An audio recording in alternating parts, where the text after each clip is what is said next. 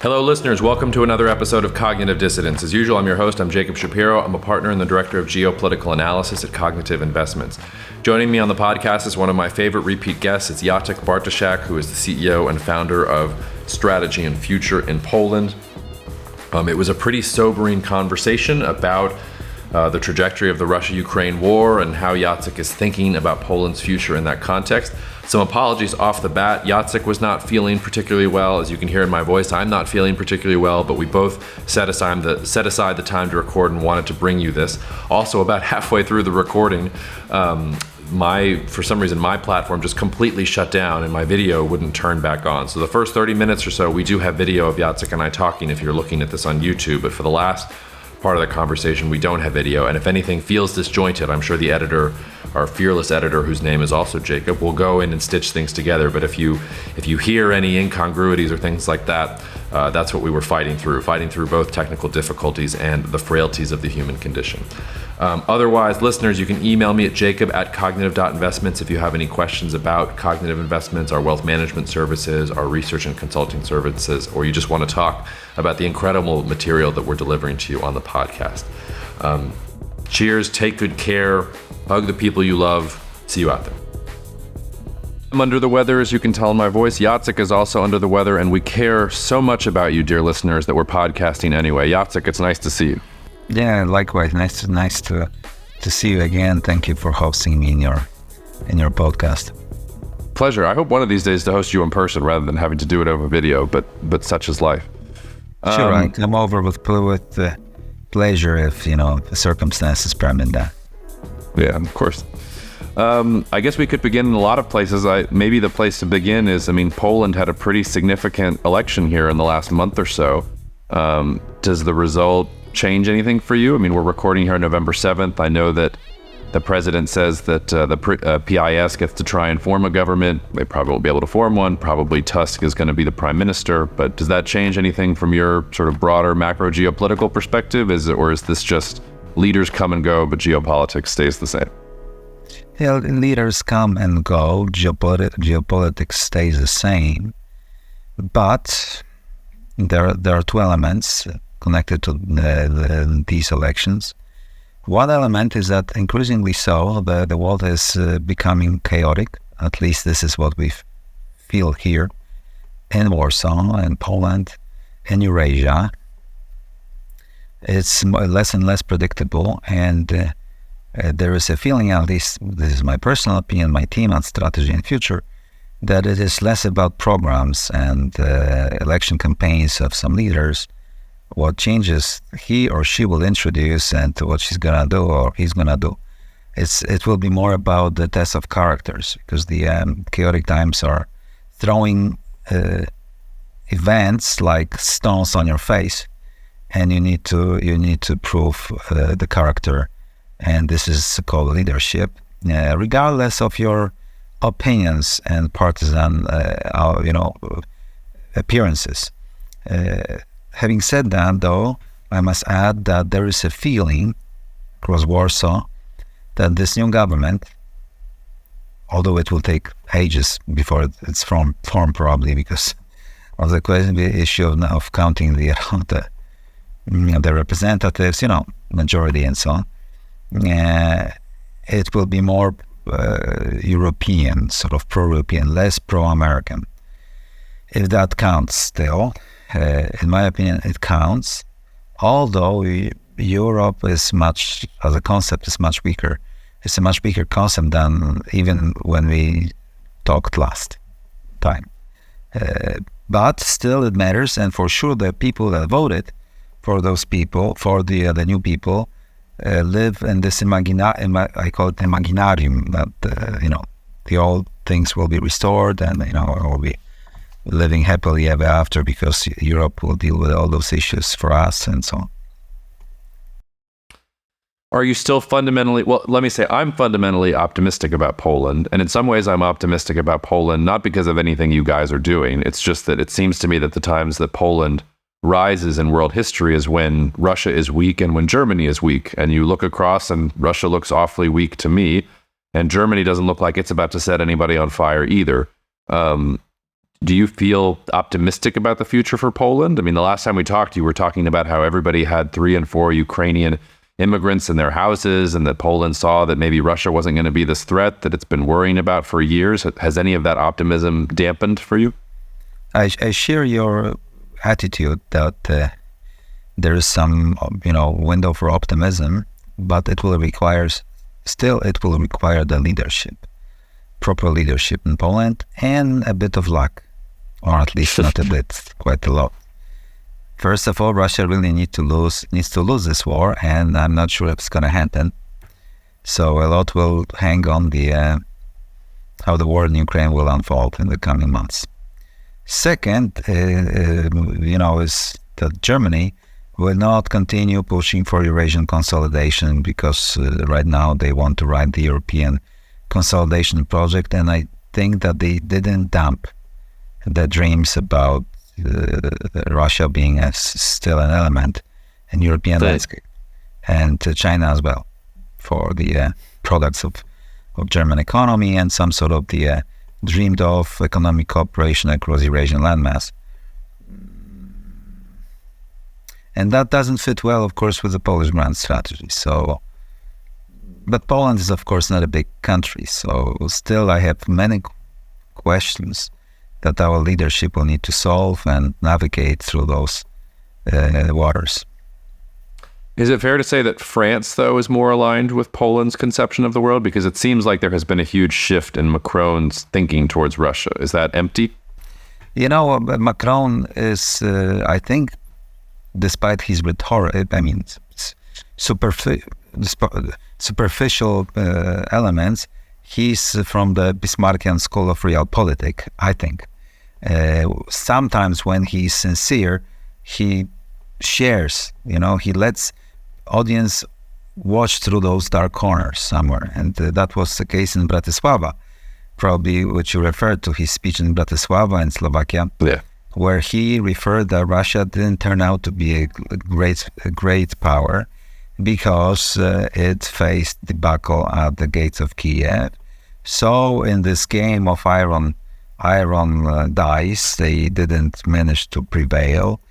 And that means that the Central and Eastern Europeans, he didn't use the word intermarium, but it was close, deserved the right at the, sort of the deciding table in European matters. But, I think he was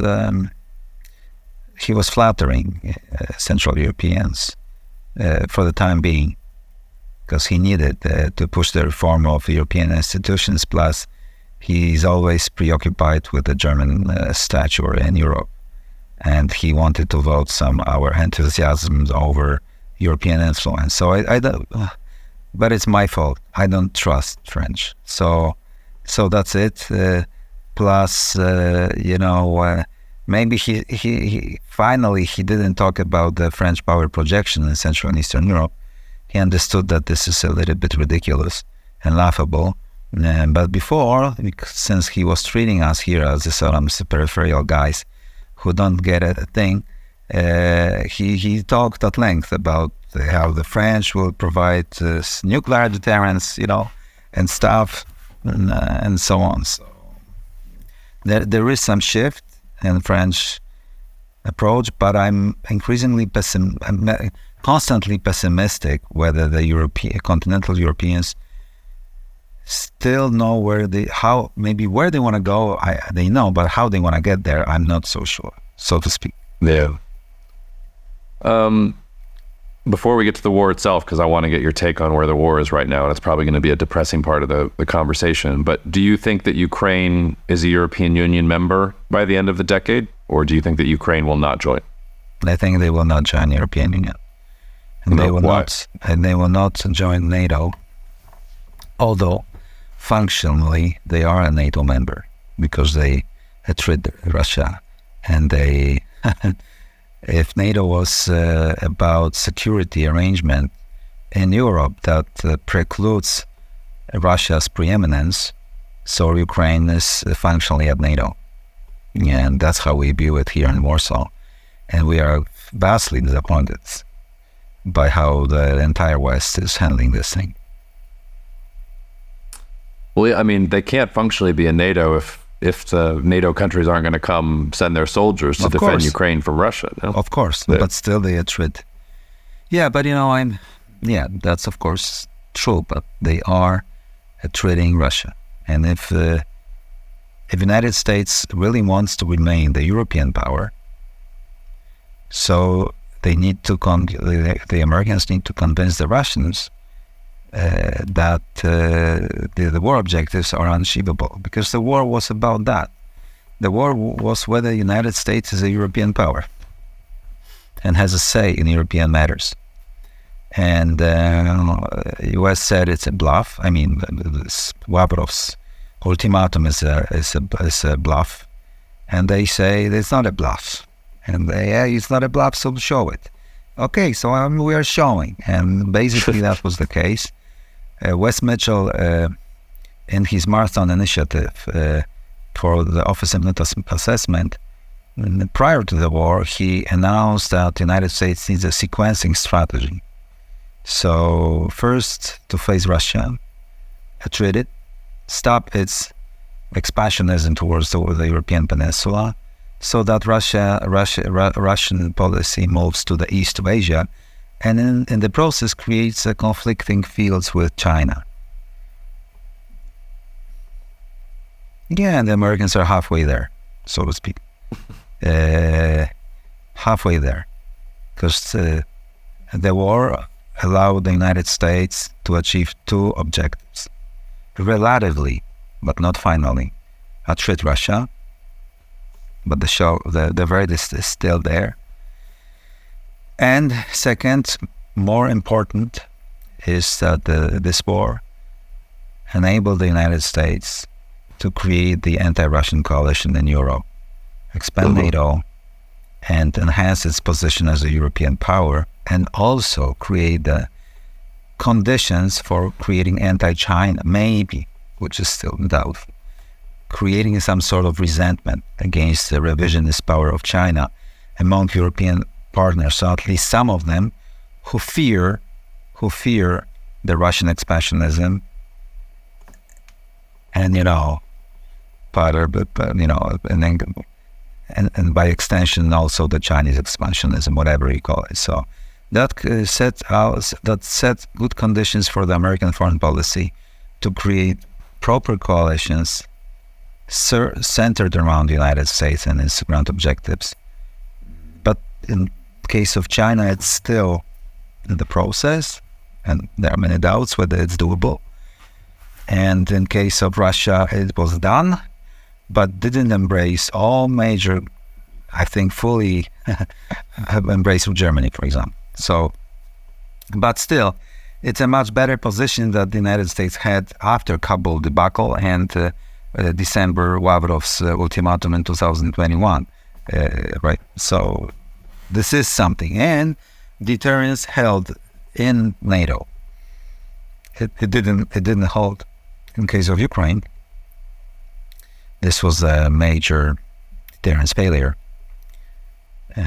Maybe a calibrated one as well, because it was not deterrable, and the United States wanted to create this anti-Russian coalition, and they did so. But in case of NATO territory, and I had many doubts whether this deterrence would hold. I was listening to Biden's words live in Warsaw, in the Royal Castle, and a few days into the war, and I feared that the Russians might test the promises that Biden delivered. Still, it turned out that Biden was right and I was wrong. So it happens that I'm wrong, Jacob. Deterrence held. I wouldn't be too hard on yourself, because Thanks. I mean the White House was ready to give up Ukraine. I mean, the United States pulled all of its diplomats out of Kyiv. I mean, it was it wrote it off. The Ukrainians were able to push the Russians back, which I think nobody expected in that score. Yeah, I fully agree. So they surprised everybody, and But I feared that the Russians might attack J-Town, Rzeszów Jesionka, the main logistical hub from which from the Polish territory. Ukraine is supplied with ammunition and resources. And I was, if there was some sort of complacency, or the Russians would see lack of resolve somehow in demonstrating by Americans, I fear that also they might try to attack the Polish territory, also to show the divergence of interest between U.S.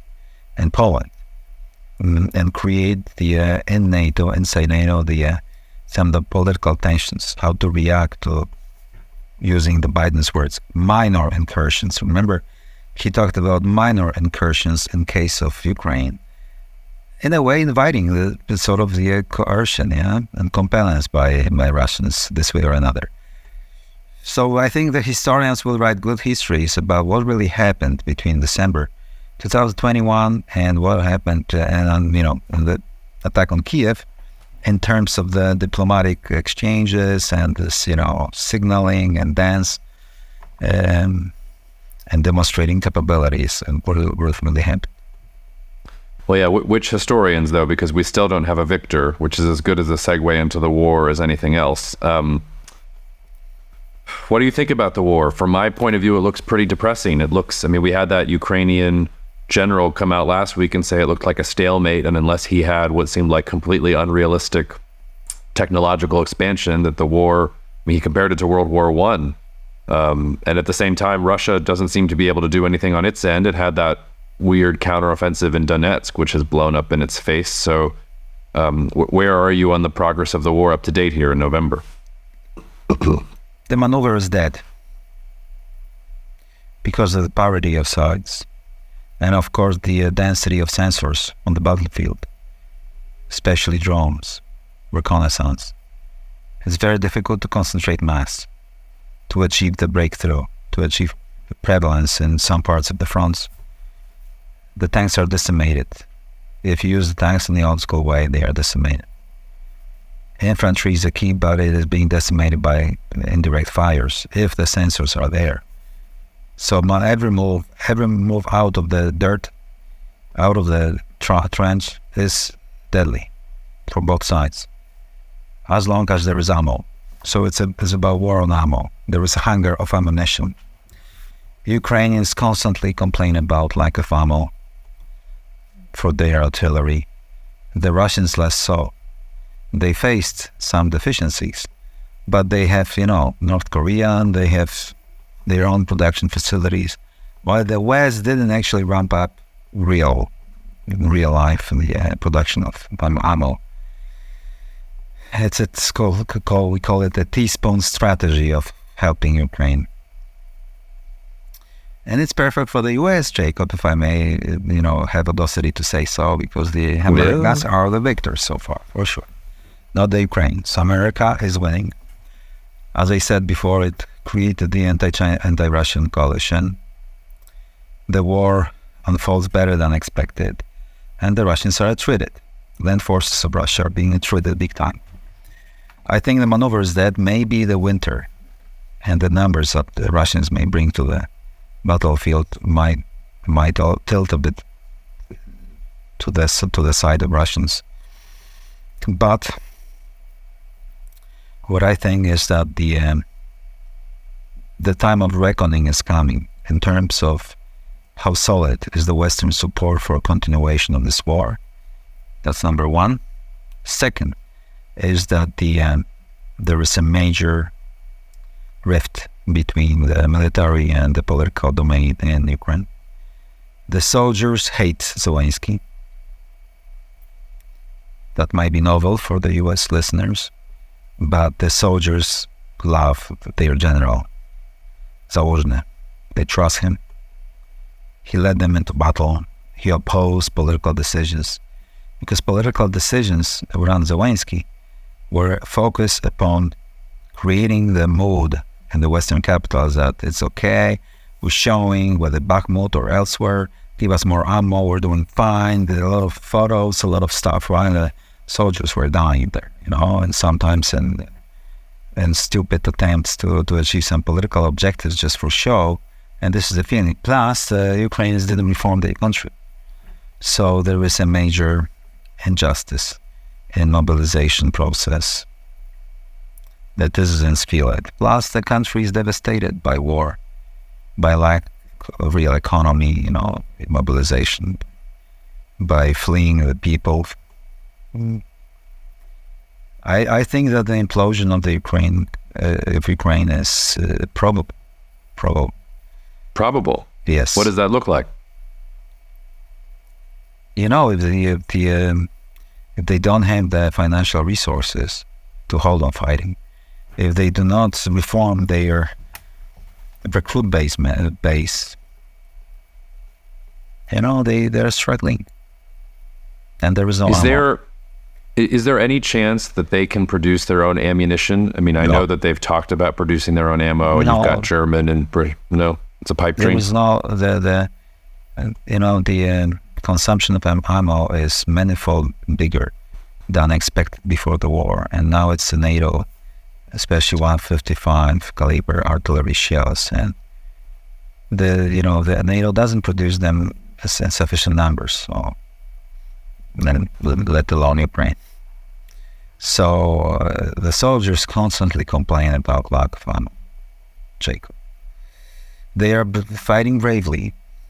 They put up a fierce resistance. They treated the Russian army, but the numbers tell. The Russian population is 4 times bigger, and they have the industrial capacity, and maybe not that big as during the Soviet Union, but they do. And they have resources, they have raw materials. And if China joined, which they have not, right, then there will be a Chinese land lease, which will change the Eurasia. But the Chinese don't want to do it because they don't want to have a war, the global war with the United States. So I think that it's all about Xi Jinping and this guy, he makes a call whether, there will be a World War III or not. And he said no, for the time being. Let's recall the Second World War, by the way, and the posturing and positioning of big players, and the late years of 30s and the opening years of the war. Yes, and I think we're getting a fairly good stress test of that right now, because China's it seems like it's fostering better relations with the United States, even as the Philippines and China keep on tripping over each other in the South China Sea, and aircraft carriers from both China and the United States keep shadow boxing in the South China Sea. But it doesn't look to me like China has the appetite. No, China doesn't have an appetite for war, but war might have appetite for you, as Trotsky used to say, even if you don't have the appetite for war. So what is very upsetting or preoccupying for me are the recent signals. For example, the recent article in the Foreign Affairs, I think from yesterday, that there might be some talks about non-first use by the US-China talks of nuclear weapons, non-first use, because as you well know, the United States has had this ambiguity. So there is this doctrine on that the United States, in defense of their allies in Eurasian Rimland, they might use nukes first to deter or to stop the conventional invasion or war. And the United States consistently, across the Cold War and stuff, tended to say that they might use nukes first to consolidate the credibility and reassurance. And if there is this talk that around Taiwan, if there is an incident in Taiwan, let's not use nukes, let's confine ourselves only to conventional exchanges. So this is sort of excluded from the escalation ladder up to the top rung of it. It is highly if they agree to it, it's highly escalatory, because all tokens are in the game. Let's have a big battle, naval battle there, and we'll see who prevails. So I would be if those talks continue, and those ideas that are being that surface in the sea these days, I will be very much preoccupied as an ally. U.S. ally located right at the stone throws of nuclear power, ominous nuclear power. Well, so when is Poland going to develop its own nuclear weapons then? Because it seems to me that's the logical extension of what you just said. I think it will not in the foreseeable future for many reasons. Not only because this is expensive, not only because this is very sophisticated, and it would, entail a major industrial feat and effort by Poland. But our dear friends in EU would really, if they don't want us to have the nuclear plants or even other things that are less sort of, power related, they would strongly oppose it. And the United States would strongly oppose this idea, because the United States has consistently been against proliferation since 1945. And the United States played hand in hand with the Soviets to make sure that it's not proliferated. Of course, recently at Strategy and Future, we have noticed the softening up of this American approach in two cases. And some people may say it's a conspiracy theory, but I feel that the Americans sent signals to Australia, the AUKUS deal, that, but at the end of the day, you might have your own nukes, and that would deter from any power projection of a major power against you across the sea. So you will be on the safe side. And then, only then, would that AUKUS deal would be good for you, for Australia, I think, long term. And I think maybe that's why we have this Hamas thing, because there were negotiations between Israelis and Saudis and Americans, how to divert the Saudis from this deal with Iran and China, which was inked earlier this year. And the Saudis demanded the right to enrich the uranium.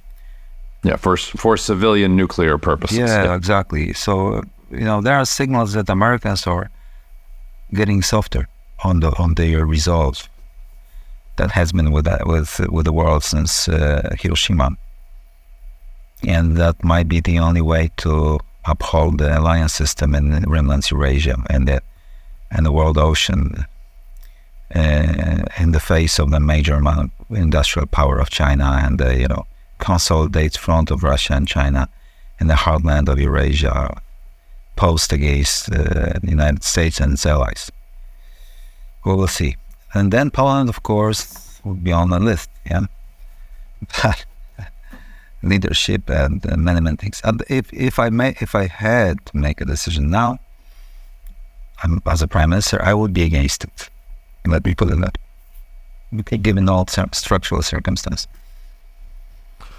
Let's go back to the war for a second, because I'm a little shocked, honestly, at the level of your pessimism about it. And it's hard to square, because, even less than 6 months ago, Prigozhin is marching on Moscow, and it doesn't, the emperor has no clothes. It looks like Putin can't possibly be in charge of a government that can sustain itself. The Russian economy is in shambles. Ukraine is announcing its counteroffensive. Now we get to November. Prigozhin is dead. Putin apparently is fine. The emperor is reinstated. And to your point, we've seen a lot of reporting in just the last week about the internal strife within Ukraine itself, which is, it's cognitive dissonance, to be frank about it. So, when you say that you think that the implosion of Ukraine is probable, that's you saying that you think Russia's going to win the war, is it not? I think they may create the status quo and create conditions for Peredyshka, for strategic pause, regrouping, reset, and then come back again up to the modernization. That's what I fear. So you probably put more stock then in this idea that the Europeans and the Americans are pressuring Ukraine to negotiate with the Russians? Because that was the big news of last week. You think that's actually happening? It's brewing somewhere, I think. But you think Ukraine would say yes to that? I can't imagine. They would say no, but what can they do? What the South Vietnamese could do? Well, so what happens for Poland then if Russia gets its desired outcome here, where there's a regrouping? This sounds like a worst case scenario for Poland. You go from, getting to rise with Russia's weakness to a Russia that is weaker, but also emboldened, that won in the end. It sounds very bad. It depends on our leadership, basically, whether we will embark on this historic mission that has been with us for the last 500 years when confronted with Russia in the intermedium, building a real military, not auxiliary force of the US, and being a player in the region, including the hybrid thing, and also taking on the active foreign policy in Belarus and Ukraine, and the Baltic states in our own hands, in Sweden and Finland, to enhance the American tendency to create a hub-and-spoke system within NATO. I think that would require a new opening with the United States as well, to create what I call the protocol of proportionality. Because, there will be cases, and there have been such signals in the US DC-based security community and strategic community that, America is so thin everywhere that they need allies to take a bigger role, especially in this, asymmetrical hybrid thing that you never know whether it's Article 5 scenario or not. So, why heck, entering the war with nukes and stuff, while it might be at limited level somewhere there, right? And I think that Poles would need to some sort of enter a proportionality clause with the US, what we can do against Russians on our own if they play around, monkey around, from Belarus or Kaliningrad, without asking the US for permission, without having American sensors, without having American indirect fires, without having American surveillance systems and situational awareness system.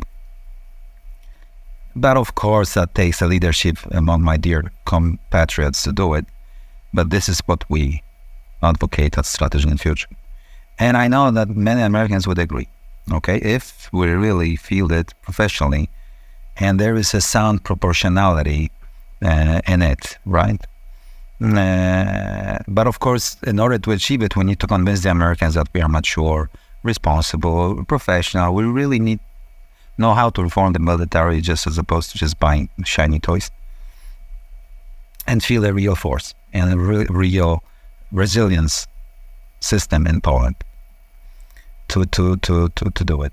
If we do it, then of course we'll rise, and we will do.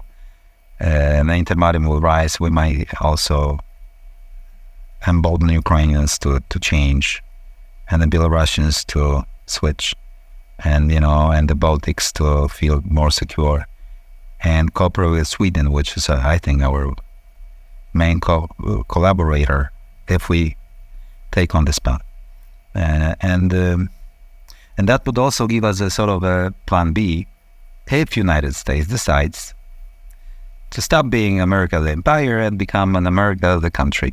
It just does seem like a very pessimistic point of view, but how could you not be pessimistic with the sweep of Polish history that you've endured? Oh yeah, and we are not weep at Strategy in Future. We do not weep and whine. We propose, steps forward to change things. Just to create a new model army, made a civilizational step forward on how people interact in the army. Change the strategic culture of Poland and move forward and face this challenge, because we want to remain Poland and we want to remain independent from Russia. We don't want Russia to be a European player, simply, and that's what we need the military for. Hopefully with some help of the US, but we also need to prepare ourselves for this scenario that Lynn Allen has been advocating actually, and I like this phrase of hers. That America the empire must end, America the country will be a very wealthy and still influential actor in global affairs, but it not be positioned in Eurasia, Eurasian landmass. And what happens if this happens, so to speak, and I will not relocate my country from the Wisła River Valley system, Yeah. It seems to me, and tell me if I'm wrong for interpreting this from what you said, it sounds to me like you don't think that the Tusk government is going to be the one that will lead Poland to this future. Am I reading you correctly, or do you even want to say anything about that? I just, honestly, I don't know. by the same token, maybe the former government couldn't take us there because of some sort of the harshness on edges. And I think that not a good direction of the military reform. I don't know. I don't know. They must starting performing power. If they are, once they are in the office, they are not yet, and we will see. Sometimes tough times produce great leaders, even if formerly those leaders were not showing signs of leadership. I don't know, because of the sunny geopolitical weather. Right? I don't know. I still believe, though, in the Polish society, and the Polish society underwent a major transformation, Jacob, since the war in Ukraine began. There is a major awakening, a major support for the Ukrainian cause, a major societal consent to the huge spending. This is the largest spending in the history, in the 1,000 years of the Polish kingdom history, okay? In relative terms, including, okay? Bigger than the great reforms of King Batory in the 16th century, when we marched on Moscow and we took major, fortresses on the way there. Bigger than the Władysław IV, the king. And it's a major spending reform, a major undertaking. We will see whether the new government will continue this line. That's why I am very, sparing. Yes, I speak sparingly about it. Because I don't know what they will do. And but the ambitions were huge. Poland wanted to build a force. This I can tell you. Yeah? Forming the 5th and the 6th divisions, new south of Warsaw, east of Warsaw, buying a lot of equipment.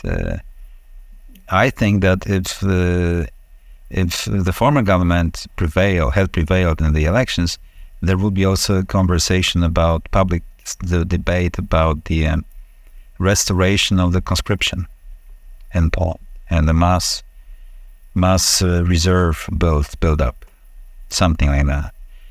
But the new government, which is going to be liberal, of course, we're talking to the liberal voters that, guys, get your gear. In 2 days' time, welcome to the eastern frontier, with your boots in the mud in winter time. This is what you voted for. Might not sell well, you know what I mean?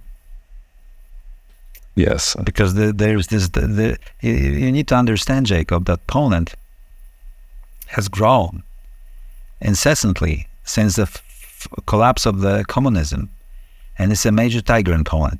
People have a very nice life in Warsaw and elsewhere. Very good, balanced lifestyle. We are a tiger of Europe.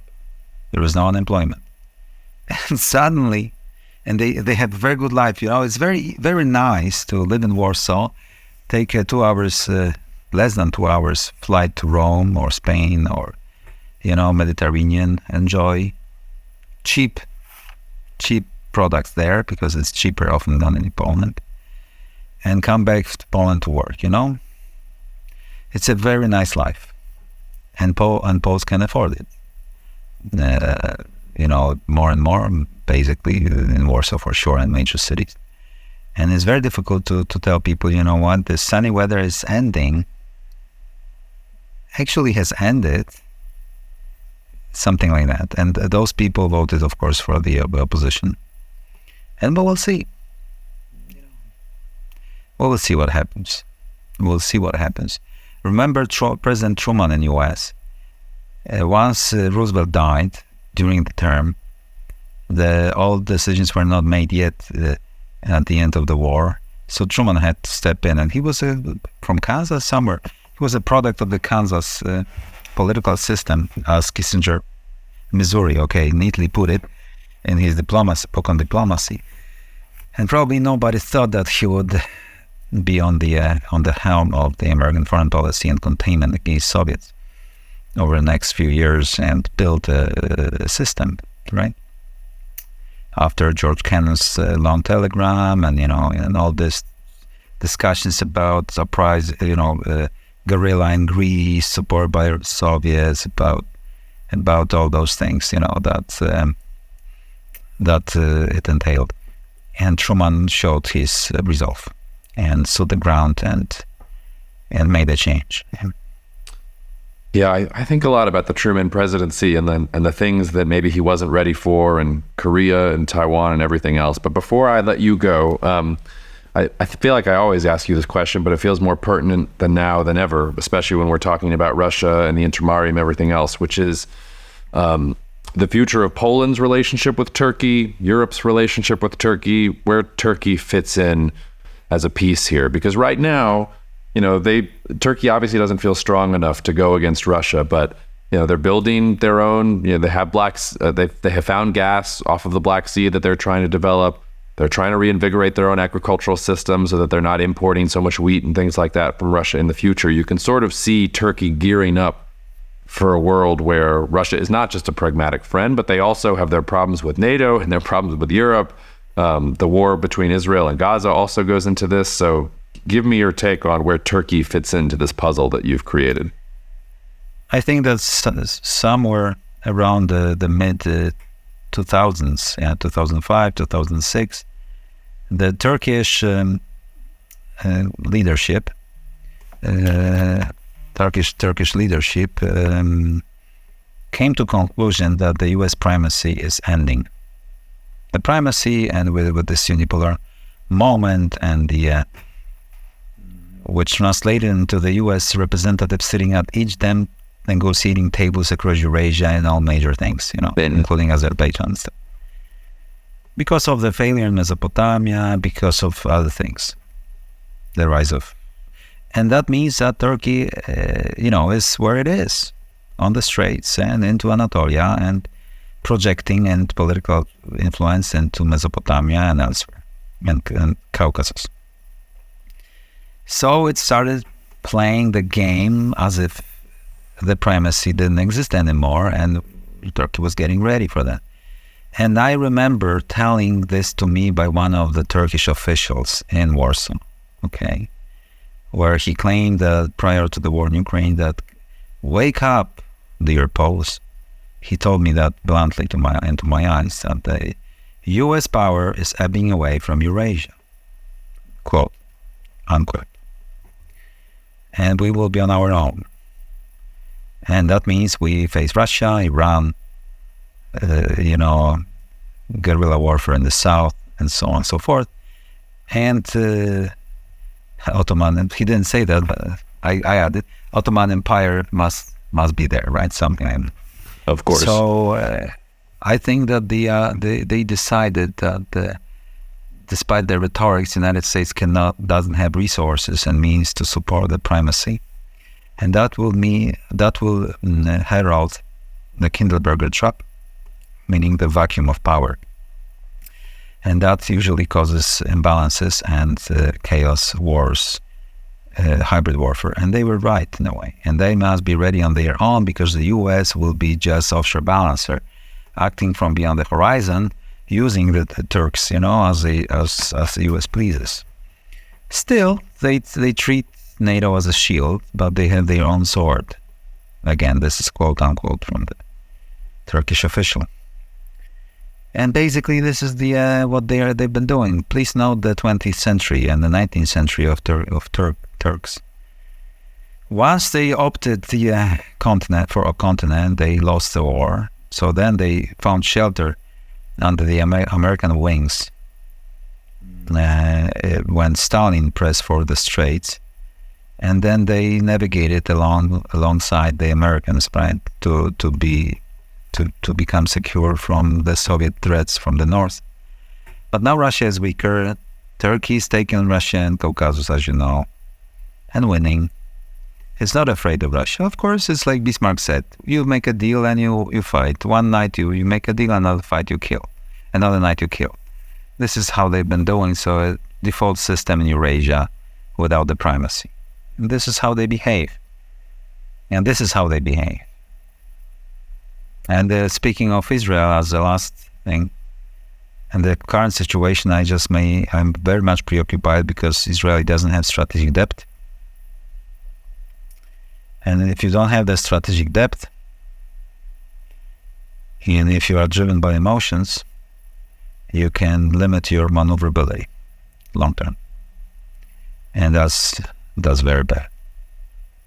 Yes. And I couldn't have said that better myself. I mean, the reason that Israel prevailed in 48 and 67 and 73, to your point, they didn't have strategic depth, but they were able to respond with lightning speed across different theaters because they had unity of purpose and they knew exactly sort of strategically what they needed to do.